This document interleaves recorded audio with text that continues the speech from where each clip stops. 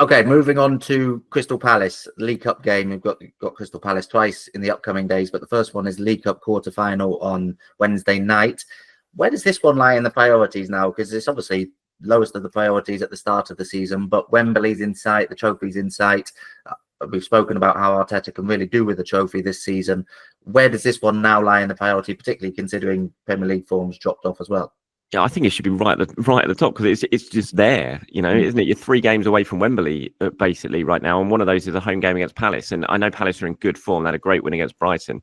But if you're looking at a cup competition and someone says to you, "Okay, you get to the quarterfinals and you're home to Crystal Palace in that quarterfinal," I think you've got to put that at the top of priority list. Like you said, I mean, a trophy for Arsenal and for Arteta would just ease the pressure a little bit because you've just got that in the cabinet then tucked away, and it's there. It's the closest thing. It's like you said, it's Wembley. I think the finals in February or March, isn't it? So if you can get this job done now, tucked away, that could be huge for the final few months of their season, knowing that you've already got a bit of silverware tucked away. So I absolutely think he should be fully prioritising this now. This week, they've got a good squad. They've got a big squad. He will make changes, no doubt about that, but he shouldn't be making 11 changes and playing the kids and stuff like that. It has to be a team that can go out there and win against a decent Palace team in form. So I want to see a strong side from Arsenal on Wednesday night. It's a really big opportunity for them. It's been a long time since they've won a trophy, too long since they won a trophy, and this represents a really good opportunity to do that, even if it was at the start of the season the lowest of the 4 priorities that they have. So I think he's got to go all out for it on Wednesday night. Pick a team that is absolutely strong enough to get this job done.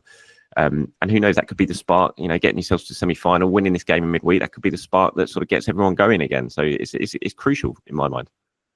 You say a long time since winning a trophy. I was trying to think back when Arsenal last won this trophy. I had to look it up. 1993. I was there when Tony Adams dropped Steve Morrow in the celebrations after the match, and after Morrow had scored the winner. And I was there against Sheffield Wednesday. It was this summer that Arsenal won both cups, beating Sheffield Wednesday in both finals, the FA Cup and the Coca-Cola Cup, which it was then.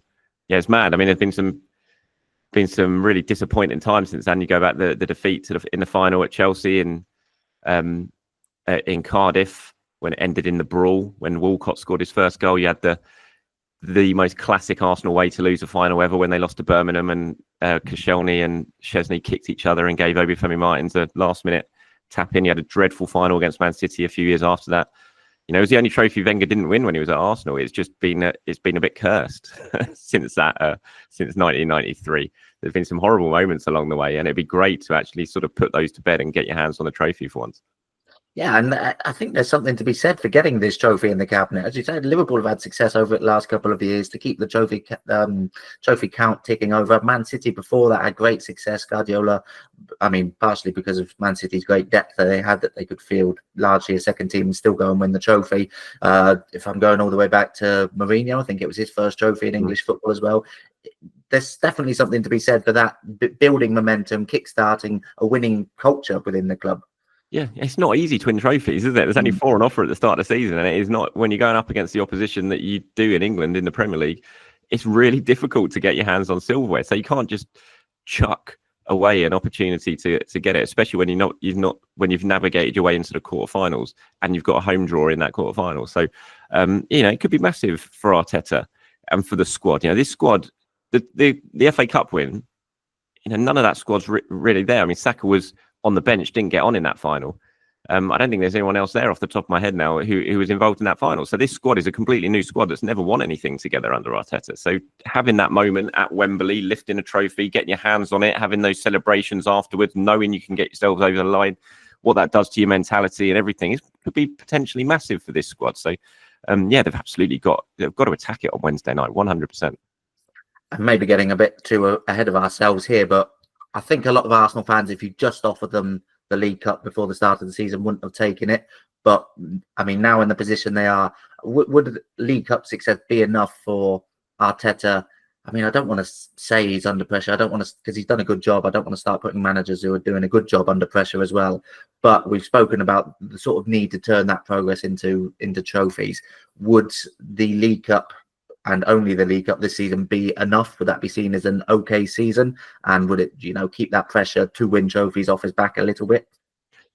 That's a tough one. I don't know if it'd be an okay season. I suppose it depends what happens in the other competitions. If you go deep in the Champions League, you improve on last season. If you get yourself second in the Premier League, have a good go at the FA Cup, maybe you would.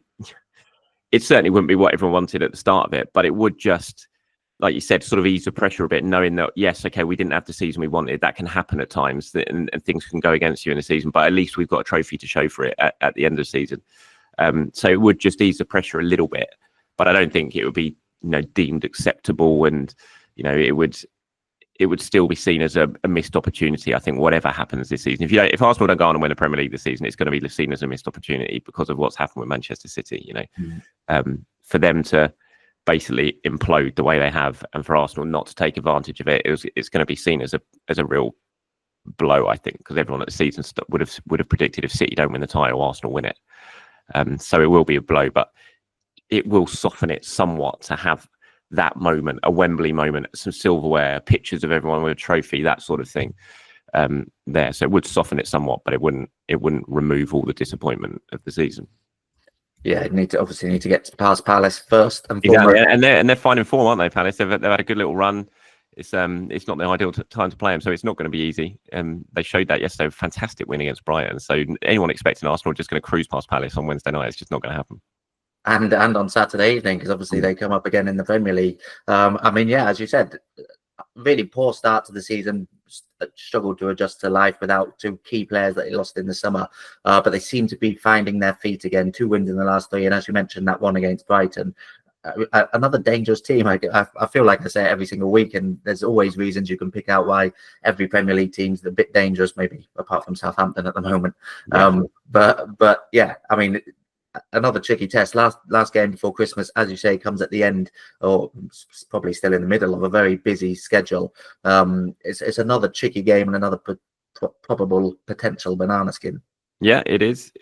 But you got to deal with it, doesn't it? Sometimes it's tricky when you play the same team twice in a matter of days as well. It's tricky because of how everyone sort of sets up and everyone gets to know each other a bit too well. And the 2 games, certainly the second game, can kind of end up being a bit of a damp squib. So we'll see how that works out. But he will make changes, no doubt about it. We won't see the same 11 for both games. I don't think it'll be wholesale changes. We talked about Raheem Sterling, for example. I think he'll start. I think even Manieri will start.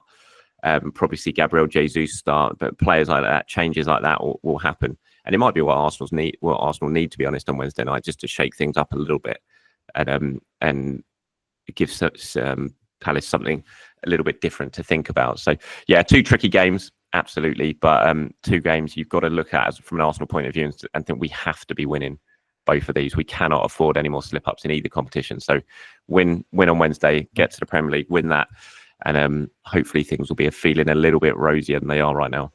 And a win on Saturday, and you're 1 point to Chelsea and 3 to Liverpool, potentially temporarily because they both play on Sunday, but you're playing before them, so suddenly things don't look too bad then.